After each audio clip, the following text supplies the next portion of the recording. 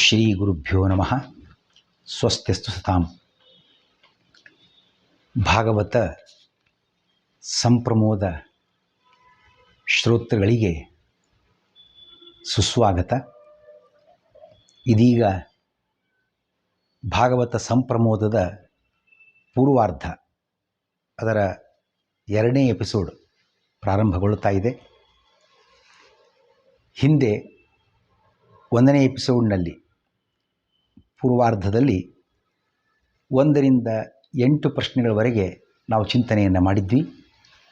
9ನೇ ಪ್ರಶ್ನೆಯಲ್ಲಿ 9ರಿಂದ 14 ಅಧ್ಯಾಯಗಳ ಸಾರಾಂಶವೇನು, ಗರ್ಗಾಚಾರ್ಯರಿಂದ ಬಲರಾಮಕೃಷ್ಣರಿಗೆ ನಾಮಕರಣ, ಅಂಬೆಗಾಲು ನಡಿಗೆ, ದೊಡ್ಡವರಾಗಿ ಎಲ್ಲೆಡೆ ಸಂಚಾರ, ಆ ಇಬ್ಬರು ರಾಮಕೃಷ್ಣರದ್ದು, ಯಶೋದಾನಂದರಿಗೆ ಆನಂದ ಪ್ರಾಪ್ತಿಗೆ ಕಾರಣ. 10ನೇ ಅಧ್ಯಾಯದಲ್ಲಿ ಕೃಷ್ಣನಿಗೆ ಸ್ತನ್ಯಪಾನ ಅರ್ಧಕ್ಕೆ ನಿಲ್ಲಿಸಿ ಹಾಲು ಇಳಿಸಲು ಯಶೋದೆ ಹೋಗಿಬಿಡ್ತಾಳೆ. ಕೃಷ್ಣನಿಂದ ದಧಿ ಕ್ಷೀರ ಪಾತ್ರೆಗಳ ನಾಶ, ಯಶೋದೆಯಿಂದ ಗದರಿಕೆ, ಕಟ್ಟಿ ಹಾಕಬೇಕು ಅಂತ ಪ್ರಯತ್ನ ಮಾಡ್ತಾಳೆ.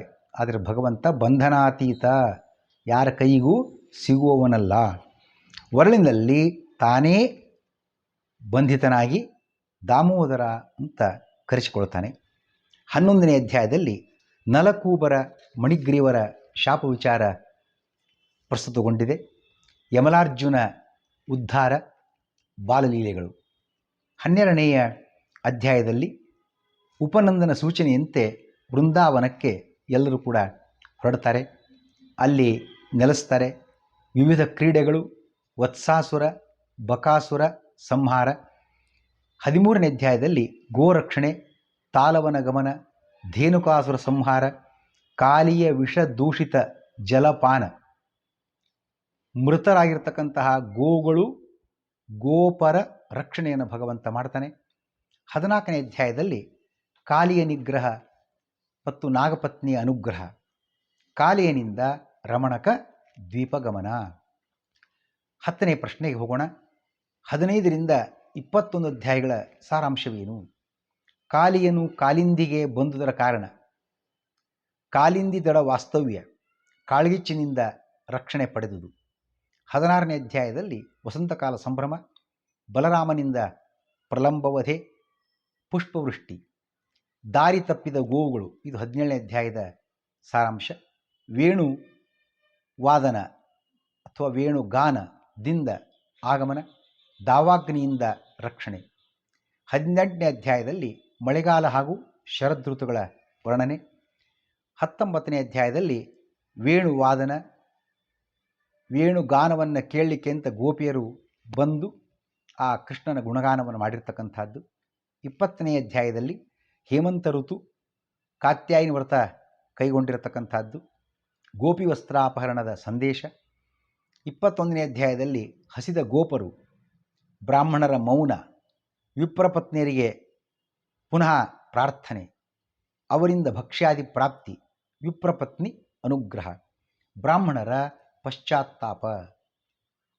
11ನೇ ಪ್ರಶ್ನೆಗೆ ಹೋಗೋಣ. 22ರಿಂದ 31 ಅಧ್ಯಾಯಗಳ ಸಾರಾಂಶವನ್ನು ನಾವಿಲ್ಲಿ ಕಾಣ್ತೇವೆ. 22ನೇ ಅಧ್ಯಾಯದಲ್ಲಿ ಇಂದ್ರಯಾಗ ತಯಾರಿ, ಅದು ಬೇಡ ಅಂತ ಕೃಷ್ಣ ಹೇಳಿ ಗೋವರ್ಧನ ಪೂಜೆಯನ್ನೇ ಪ್ರಾರಂಭ ಮಾಡ್ತಾರೆ. ಕೃಷ್ಣನಿಂದ ನೈವೇದ್ಯ ಸ್ವೀಕಾರ.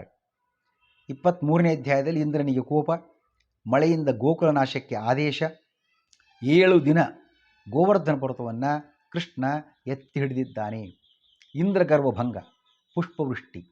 24ನೇ ಅಧ್ಯಾಯದಲ್ಲಿ ಗೋಪರಿಗೆ ಆಶ್ಚರ್ಯ, ಗರ್ಗಮುನಿಗಳ ಮಾತನ್ನು ಉಲ್ಲೇಖಿಸಿ ನಂದನಿಂದ ವಿವರಣೆ, ಕೃಷ್ಣ ಸಾಕ್ಷಾತ್ ಭಗವಂತನಾಗಿದ್ದಾನೆ ಎಂಬತಕ್ಕಂಥ ವಿವರಣೆಯನ್ನು ಅವರು ಕೊಡ್ತಾರೆ. 25ನೇ ಅಧ್ಯಾಯದಲ್ಲಿ ಇಂದ್ರನಿಂದ ಕ್ಷಮಾಯಾಚನೆ, ಕಾಮಧೇನುವಿನಿಂದ ಅಭಿಷೇಕ, ಗೋವಿಂದ ನಾಮಕರಣ. 26ನೇ ಪ್ರಶ್ನೆ 6ನೇ ಅಧ್ಯಾಯದಲ್ಲಿ, 11ನೇ ಪ್ರಶ್ನೆ ಮುಂದುವರಿತದೆ 26ನೇ ಅಧ್ಯಾಯದ ವಿಷಯದಲ್ಲಿ. ಅಪರರಾತ್ರಿ ಸ್ನಾನಗೈದ ನಂದ ವರುಣನ ಲೋಕಕ್ಕೆ ಎಳ್ಕೊಂಡು ಹೋಗಿಬಿಡ್ತಾರೆ ಅಲ್ಲಿಯ ಸೈನಿಕರು. ಕೃಷ್ಣನಿಂದ ಬಿಡುಗಡೆ, ಗೋಪರಿಗೆ ಕೃಷ್ಣನಿಂದ ಸ್ವಲೋಕ ದರ್ಶನ, ಅರ್ಥಾತ್ ವೈಕುಂಠಲೋಕ ದರ್ಶನ. 27ನೇ ಅಧ್ಯಾಯದಲ್ಲಿ ಶರದ್ ಋತುವಿನಲ್ಲಿ ವೇಣುಗಾನ, ಗೋಪಿಯರ ಆಗಮನ, ಪತಿವ್ರತ ಧರ್ಮೋಪದೇಶ, ಹರಿಯು ಅದೃಶ್ಯನಾದುದು, ಗೋಪೀಗೀತ, ಹರಿಯು ಭಕ್ತರನ್ನು ಸ್ವೀಕರಿಸುವ ಬಗೆ, ರಾಸಕ್ರೀಡೆ. 31ನೇ ಅಧ್ಯಾಯದಲ್ಲಿ ರಾಸಕ್ರೀಡೆ ಬಗ್ಗೆ ಪರೀಕ್ಷಿತ ಪ್ರಶ್ನೆ, ಶುಕಮುನಿಗಳ ಉತ್ತರ. 12ನೇ ಪ್ರಶ್ನೆಯಲ್ಲಿ 32ರಿಂದ 36 ಅಧ್ಯಾಯಗಳ ಸಾರಾಂಶವೇನು ಅಂತ ಕೇಳಲಾಗಿದೆ. 32ನೇ ಅಧ್ಯಾಯದಲ್ಲಿ ಹೆಬ್ಬಾವು ನಂದನನ್ನು ನುಂಗಿದುದು, ಕೃಷ್ಣನಿಂದ ಬಿಡುಗಡೆ, ಸುದರ್ಶನನೆಂಬ ವಿದ್ಯಾಧರ ರೂಪದ ಪ್ರಾಪ್ತಿ, ವಿದ್ಯಾಧರನಾಗಿ ಅವನು ಬರ್ತಾನೆ,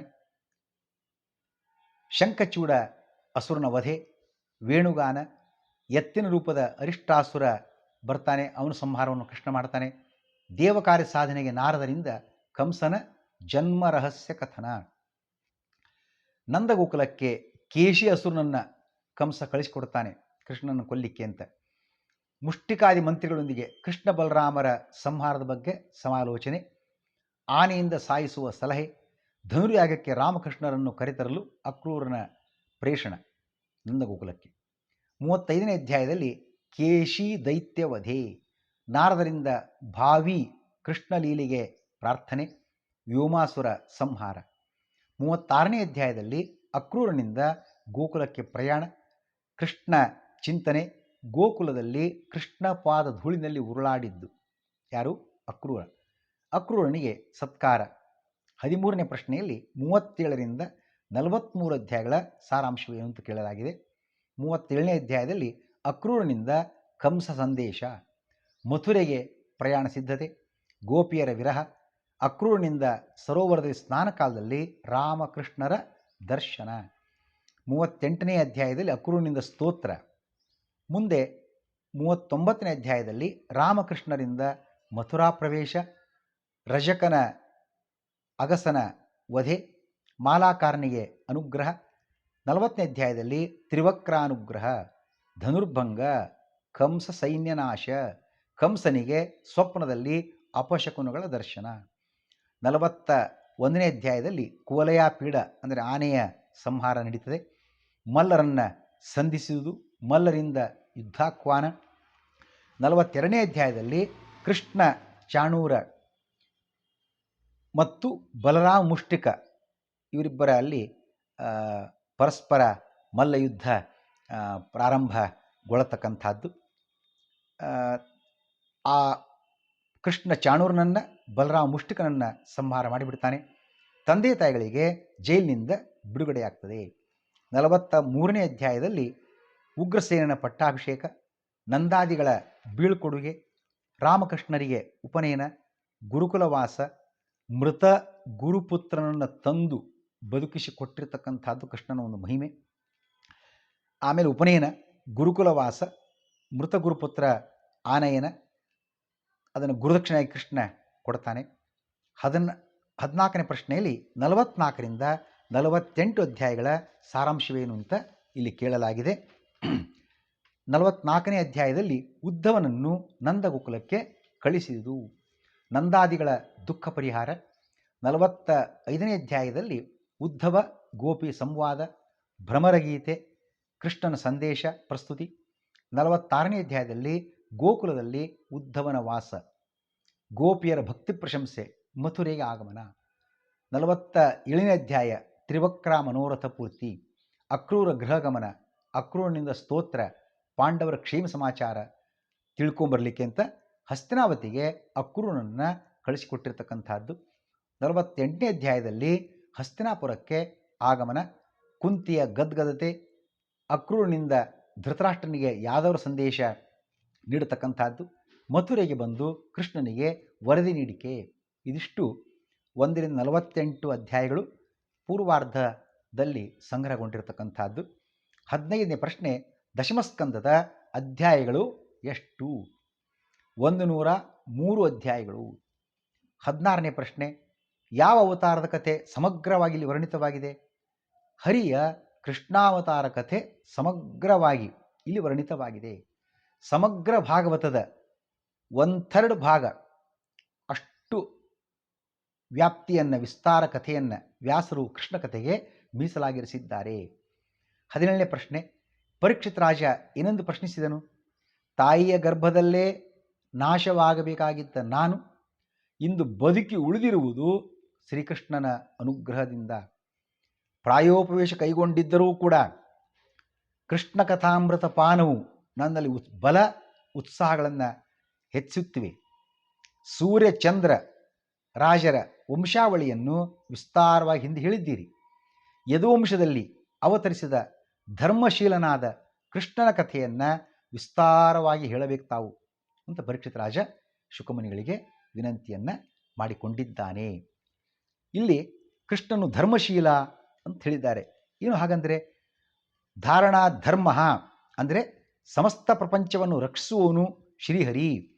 ಧರ್ಮೋ ವಾ ಇದಮಗ್ರ ಆಸೀತ್ ನ ಪೃಥಿವೀ ನ ವಾಯು ನ ಆಕಾಶ ನ ಬ್ರಹ್ಮ ನ ರುದ್ರ ನ ಇಂದ್ರ ನ ದೇವ ನ ಋಷಯ ಸಹ ಅಧ್ಯಾಯತ್ ಅಂತ ವೇದ ಮಂತ್ರ. ಹಾಗಾಗಿ ಧರ್ಮವೇ ಪ್ರಾಚೀನ ಕಾಲದಲ್ಲಿ ಇತ್ತು. ಹಾಗೆ ಭಗವಂತ ಧರ್ಮಸ್ವರೂಪನಾಗಿದ್ದಾನೆ.